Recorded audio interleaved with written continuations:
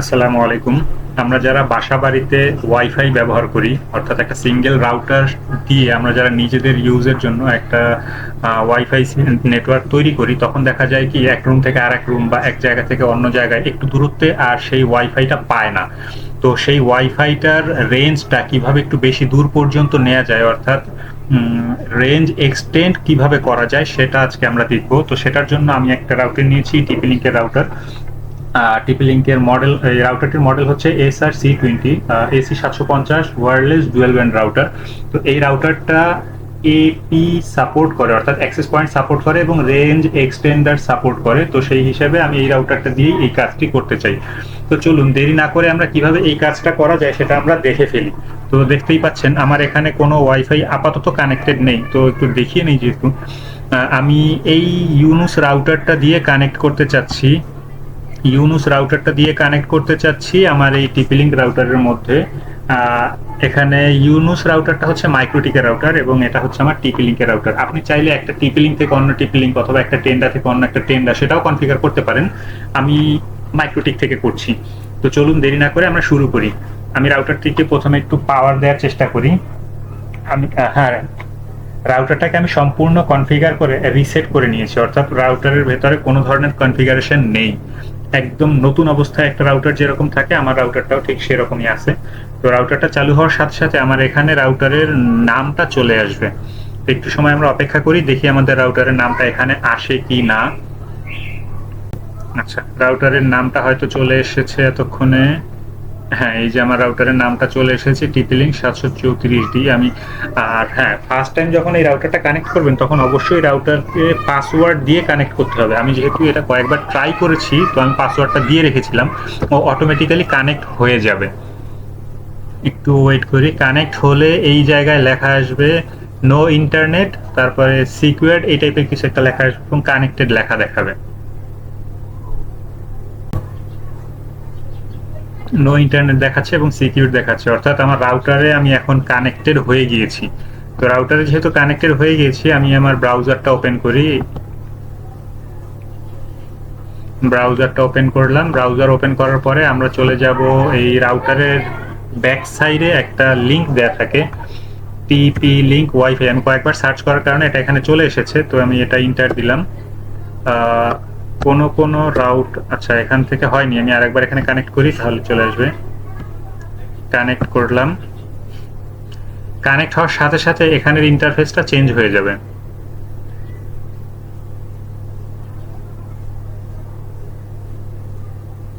Connect হয়ে গিয়েছে, অর্থাৎ কানেক্ট হওয়ার সাথে সাথে দেখেন এখানকার ইন্টারফেসটা চেঞ্জ হয়ে গেছে। আমি এটা কেটে দিলাম। এটা মোবাইল অ্যাপসের সাহায্যে ডেভেলপ করা যায়, আমি কম্পিউটারের সাহায্যে করছি। তো রাউটারে ফার্স্ট টাইম যখন আমি লগ ইন করবো তখন একটা লগ ইন পাসওয়ার্ড দিয়ে রাউটারে লগ ইন করতে হবে। আমি একটা পাসওয়ার্ড দিয়ে দিলাম। পাসওয়ার্ড দিয়ে স্টার্ট করলাম।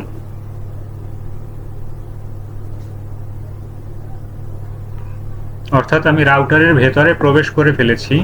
রাউটারের ভেতরে প্রবেশ করার পরে এইখানে দেখতে পাবেন অনেকগুলো কনফিগারেশন আছে, এই স্ট্যাটাস থেকে শুরু করে লগ আউট পর্যন্ত।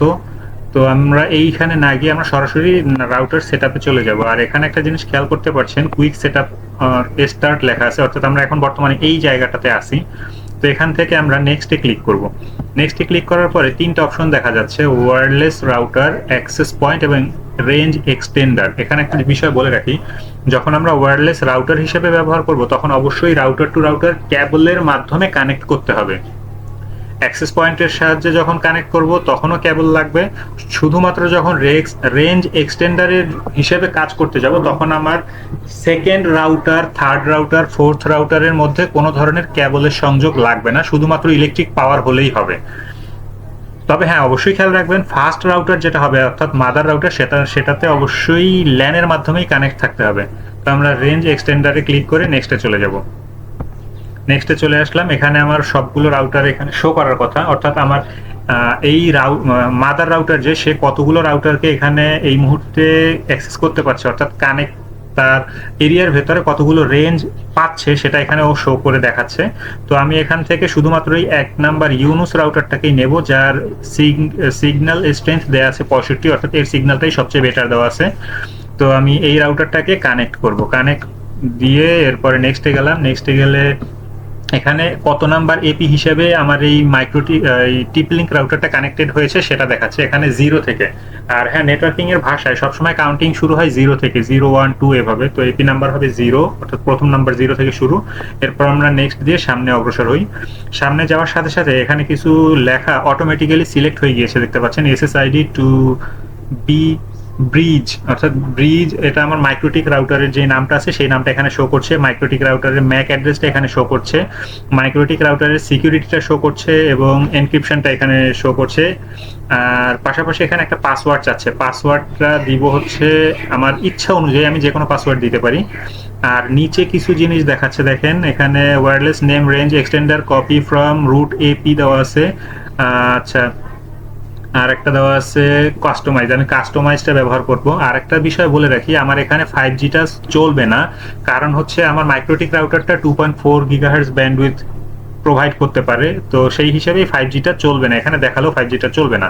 তো আমি এখানে পাসওয়ার্ডটা দিয়ে আসি। আমি চাচ্ছি আমার টিপলিঙ্ক রাউটারের পাসওয়ার্ড হবে 91919191, এটা চাচ্ছি আমার টিপলিঙ্ক রাউটারের পাসওয়ার্ড হিসেবে দিতে। তো পাসওয়ার্ডটা দিয়ে আমি নেক্সটে ক্লিক করব।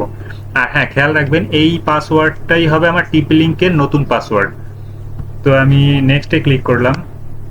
নেক্সটে ক্লিক করার পরে এখানে দেখাচ্ছে ল্যান্ড টাইপ, ল্যান্ড টাইপ আমি ডিএসসিপি দিব অবশ্যই, স্ট্যাটিক আইপি বসাবো না। আইপি অ্যাড্রেস রাউটার পাচ্ছে দেখাচ্ছে 01 এবং সাবনেট মাস্ক দেখাচ্ছে 255.255.255.0 এবং এখানে ডিএসসিপিটা এনেবল দেখাচ্ছে। আমি নেক্সটে ক্লিক করলাম। নেক্সটে ক্লিক করার সাথে সাথে এখানে একটা কনফিগারেশন লেখা আসছে ওয়্যারলেস 2.4G 4 গিগাহার্টজ। এখানে 5Gতে কিছুই, 5Gটা লেখা থাকলেও 5Gটা অ্যাকচুয়ালি পাবে না, কারণ আমার মাইক্রোটিকটা যেহেতু মাদার রাউটার যেহেতু 5G সাপোর্টেড না। তো এখানে এসে আমি ফিনিশ দিলাম। ফিনিশ দেওয়ার সাথে সাথে রাউটারটা একটা রিবোট নিবে, একটু সময় লাগবে এই ক্ষেত্রে, একটু অপেক্ষা করি।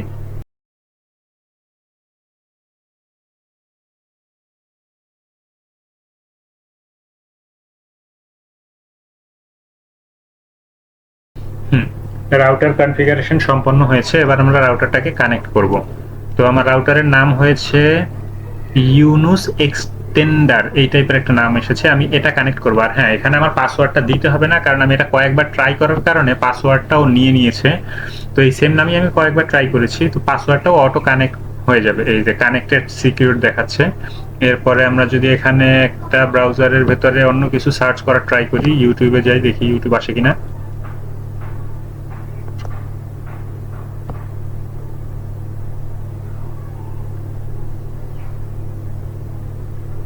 ইউটিউব আমাদের চলে এসেছে।